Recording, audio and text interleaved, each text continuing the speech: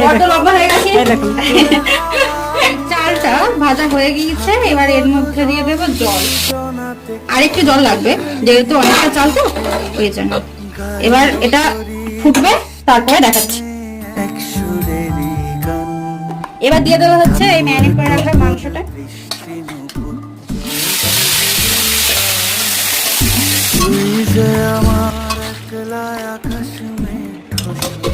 আমার রান্না কমপ্লিট হয়ে গেছে, আমি স্নান করে ফ্রেশ হয়ে আসলাম। এখন এই মাংস, এই পোলাও, মুরগির ছাল আর মাছের ডিমের বড়া। মা, তোমার কেমন লেগেছে আমার রান্না? খুব সুন্দর, ভালো হয়েছে, খুবই ভালো হয়েছে। তেল মশলা ছাড়া ওরকম হালকা তেল মশলা দিয়ে রান্না করা খুবই সুন্দর হয়েছে।